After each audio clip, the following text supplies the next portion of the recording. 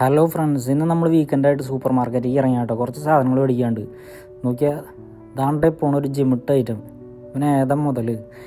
അപ്പോൾ നമ്മൾ ഈ സൂപ്പർ മാർക്കറ്റിലേക്ക് കയറി വരുന്നേക്കാകുമ്പോൾ ഇവിടെ ദാണ്ടെ എൻട്രൻസിൽ സഞ്ചിയിലൊക്കെ എന്തോ പിടിച്ച് പലരും വരി നിൽക്കുന്ന കേട്ടോ.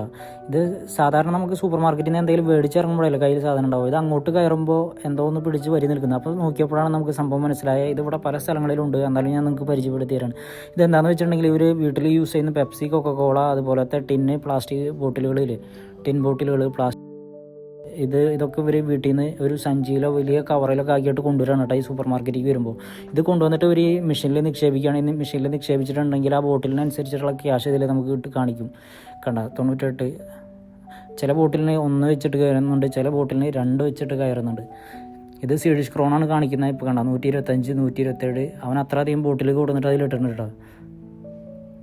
എൻഡ് ഓഫ് ആകുമ്പോൾ അവന് കണ്ട 152 സ്വീഡിഷ് ക്രോണാണ് കാണിക്കുന്നത്. നാട്ടിലത്തെ ഒരു 1200, 1300 രൂപയായി എന്തായാലും. അപ്പോൾ ഈ സൂപ്പർ മാർക്കറ്റിൽ നമുക്ക് ഈ ക്യാഷിന് എന്ത് വേണമെങ്കിലും പർച്ചേസ് ചെയ്യാം. ക്യാഷായിട്ട് കിട്ടില്ല, പർച്ചേസ് ചെയ്യാം. അങ്ങനെ കൂട്ടുകാരെ ഒരാൾ കഴിഞ്ഞാൽ മറ്റൊരാൾ അപ്പോൾ ഇതിനായിട്ട് നിൽക്കുകയാണ്. അപ്പോൾ ഞാനൊന്ന് ആലോചിച്ച്, നമ്മുടെ നാട്ടിൽ ഇതുപോലെയൊക്കെ വന്നിട്ടുണ്ടെന്നുണ്ടെങ്കിൽ നമ്മുടെ നാടും വൃത്തിയായതിനെ, ആൾക്കാർക്ക് ഉപകാരമായതിനെ, സൂപ്പർ മാർക്കറ്റിൻ്റെ ഫ്രണ്ടിലേക്ക് ഇതുപോലെ വന്നിട്ടുണ്ടെന്നുണ്ടെങ്കിൽ അല്ലേ.